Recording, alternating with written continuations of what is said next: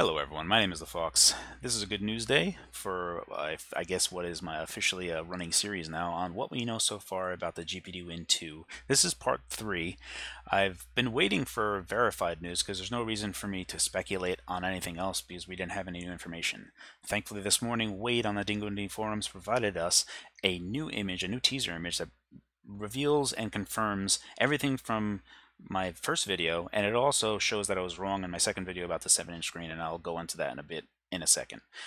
First part is that he is using an older version of Phawx. Now, why is a benchmark tool important? Well, if anyone's ever overclocked a GPU before, you've definitely come across Phawx, and you've definitely come across the disclaimers that Phawx will destroy your GPU if you are overclocking, because it will just destroy cards if they're overclocked. It just is a program that will meet and exceed a GPU's thermal capacity quite easily. So knowing that is great because it shows that Wade is stressing the thermal components of the GPD Win 2 as far as he can possibly take it within a benchmark. So this is the exaggerated end of what you should actually be experiencing on a GPD Win 2. There should be nothing above this, which is great. That's excellent information. Number two is in here you can see that it's Intel's integrated 615. Now why that's important is because there's very few systems on a chip, SoCs, that contain that GPU. It's a very narrow gap, and it pretty much confirms what I've been saying, that we're going to be getting the M3-7Y30. There are variants of that. It's basically one chip that Intel kind of messes with frequencies and little features like vPro to kind of put into other brackets to increase costs. Essentially, they're the same chip with different flags. We'll get into that in a second. The other bit is that we can see that it was going for a minute, 2.5 minutes, 148 seconds. So now let's go over here. Right here is the graph showing the CPU temperature, well, the SoC temperature, and right here we can see 73 degrees Celsius. Now, obviously, this is, I can't read these characters, but I have to presume that this is max recorded. So max recorded was 73 degrees Celsius. Probably would have gone higher, but something right here happened, right?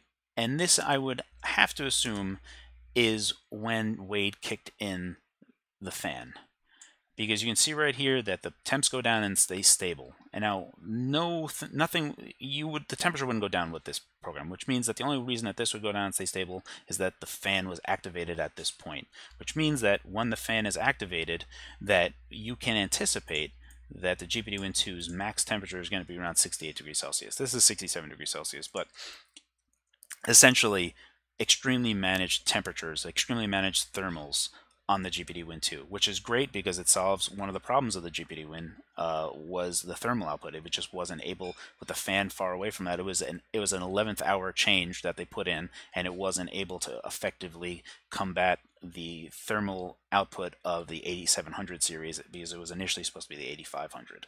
So with that, we have, knowing what SoC it basically is, we know that the active heatsink is working as intended and working great, but we can also see here that there are some borders, and I would have to anticipate that this is where the screen ends, which means that there's a tiny border here, and also there's a tiny border here. The only way that my 7-inch screen worked is if there was no border, and we can see right here where before I had suggested that this spot was where all of the, basically it would be the part that's holding the LCD on, would be the border, the only border that existed. That is obviously not the case. So we are significantly less. We're, let me just put it here just so it's easy for people to follow along with. So we're between 6 inches or 6.5 inch screen, which is still great. That's still excellent. We don't know for sure what the final size is yet, but we do know the SoC and that the heatsink are working great, which is perfect. So now, what types of CPUs have the Intel 615? These are all of the CPUs, all of the SoCs with a 615 inside. You have the i5-7Y57, there's the i5-7Y54, then there's the i7-7Y75, which is the big daddy of it. It's the best configuration of it. And then you have the two iterations of the 7Y32 and the 7Y30. All of these guys in the beginning cost the same. This one is just one of the cheaper ones that has the vPro options. but that's it. They're all just variations on frequency, right? And all of this kind of doesn't matter because, well, it matters insofar as if GPD restricts us from having XTU enabled, the flag enabled in the BIOS, then we can't overclock and dictate frequencies as we please, which is concerning because GPD has shown that they have already prevented people from making changes to the GPD BIOS in the newer BIOS revisions. There's just significantly less options. For the better, arguably, because there's only like 3 options in the BIOS that would give slightly better performance, and it just wasn't worth it for GPD. Now, having said that, there are good options, and so there's a few things here. The Telclast X5 Pro, which is what I was using to suggest that we should go to the M3-7Y30, it's at the time that I reviewed that months ago, the TDP up, configure TDP up by Intel at the time was 15 watts, and it went down to 4.5 watts. But now Intel is saying that the M3-7Y30, the normal TDP is 4.5 watts, and it goes down to 3.7 watts, but its up version is 7 watts. My preference is to run it at 7 watts. It is 2 times faster than the GPD-1 at 7 watts. I know that there are some people that prefer to have it at 4.5 watts. This is the default TDP now going forward based on Intel. Normally the default was 7 watts. So this is interesting. For the most part, all of these things are the same. There's only a few different differences, like V Pro is only on the One i5 and the i7, as well as these feature set. I don't know what TSXNI is, the initialisms, and then the stable image pop, which we don't care about. So basically, the only thing that I can think of is this and this that are worthwhile to people in some regard, as more in the ultramobile PC space as opposed to the gaming space. However, with the, what was it called, the 7Y75, this guy does frequency burst up to 1 gigahertz on the GPU end. Having said that, I was never able to actually even hit 900 megahertz on my Telclast because it thermal throttles even at 7 watts. Like if I go up to 15 watt, which I'm trying to do, it thermal throttles almost instantaneously, and it's very hard for me to actually hit 900 megahertz on the Telclast X5. Having said that, all of these are basically the same. There's just frequency differences. Having said that, the 7Y30 is more than able to get their frequency up, the CPU frequency up, very easily with XTU. So it's basically between these two guys, the M3-7Y30, well, maybe these 3 guys, the 7Y32, the 7Y30, and then the 7Y75. My money is that it's on the 7Y30.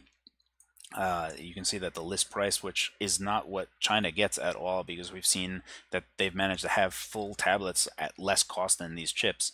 So obviously they're getting them cheaper, but my money is still on the 7Y30 because this chip in particular has shown up in a lot of tablets, so there's probably a large number of these chips available in China somewhere that they can just get small orders for a reasonable price. So I'm still betting money on the 7Y30. If the BIOS has some options available to us, like the TDP settings as well as enabling XTU, you don't need to worry about this so much because you can totally, in Intel's XTU software overclocking tool, you can burst the frequency up to this as well. So you're not locked behind it. We don't know that information yet, essentially. If GPD allows us to have the ability, then you will be able to go up to here without having to pay the cost. So there is no reason to go here if GPD allows us to. And that's basically what it comes down to.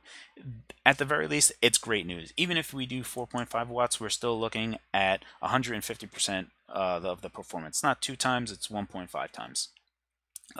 Sorry, 50% the performance, 1.5 times of a GPD Win 1, which is still great, but more importantly is the single-threaded speed, which will allow us to do certain types of emulators like Huygen or the emulator dev View, who makes the accurate SNES emulator, requires extremely fast single-threaded speeds, and you'll be able to do that with this type of CPU. Also, PS2 emulation, emulation in general favors faster single-threaded speeds instead of more cores. it's just a general thing that is best practice, like a thing that you can just make a blanket statement about, and it's truthy. So that's it. This is part 3. We've got more information. Definitely not 7-inch screen. It's more in the 6-inch screen area. 6.5 inch. I'm still saying that it's going to be 7Y30 just based on the availability of tablets and having those in China. It's great news. Excellent news. The heatsink is working great. This is excellent news. So that's it. Thank you so much for watching.